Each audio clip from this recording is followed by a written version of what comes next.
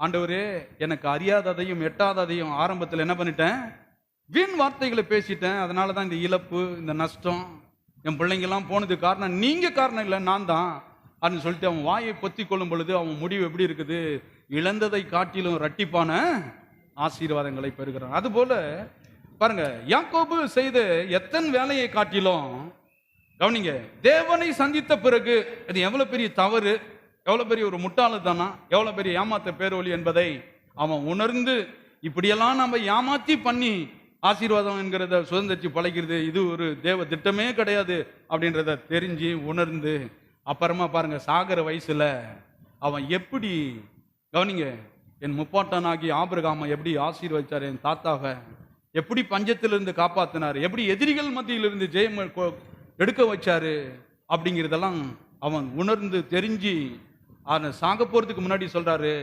நம்முடைய தேவன் சாதாரணமான தேவன் அல்ல. யோசேப்பு பாருங்க, எகிப்துல பிரைம் மினிஸ்டரா இருக்கிறான். யோசேப்பு யார் தெரியுமா? அவன் நல்ல மனதார விரும்பினான் பாருங்க, அந்த மனைவினுடைய பிள்ளை.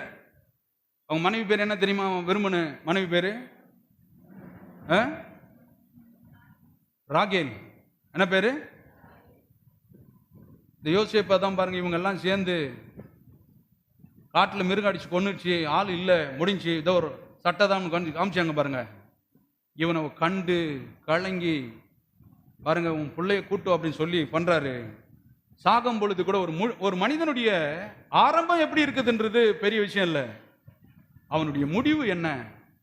மரண காலத்தில் பேசுவாங்க பார்த்துருக்கீங்களா? நல்ல மனுஷன்யா, எத்தனையோ பேருக்கு நன்மை பண்ணான், பார்த்துருக்கீங்களா? ஆரம்பத்தை பேச மாட்டாங்க. அவனுடைய மரணம் அவன் எப்பேற்பட்டவன் என்பதை தீர்மானிக்கிறது. விசுவாசமா அப்படிதான் இல்லையா? பாருங்க, வாசிப்போம் ஆதியாகமம் 17:2. அவன் பாருங்க, இந்த 2 ஆசீர்வாதங்களோடு கிளம்பி வழியில வரும்போது அவனுக்கு சில மாற்றங்கள் ஏற்படுகிறது. வாசிப்போம் ஆதியாகமம், எல்லாரும் எடுத்து பாருங்க, ஆதியாகமம் 17:2 வாசிங்க பிரதர்.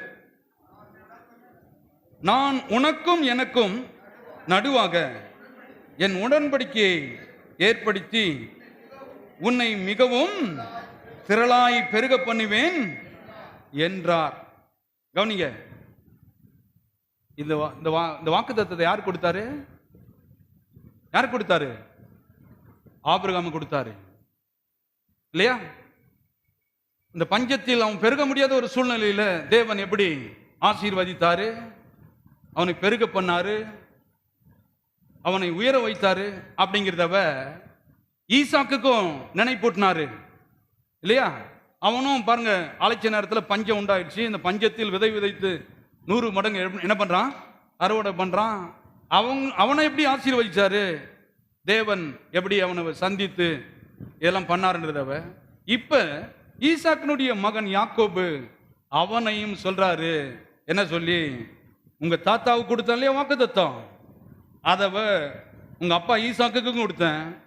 ஈசாக்கு கொடுத்த வாக்குத்தத்தத்தையும் ஏன்னா அன்னைக்கு சொன்னதுதான் சந்ததி சந்ததியா என்ன பண்ணும் நடக்கும் என்பதை நினைப்பூட்டுகிறார்.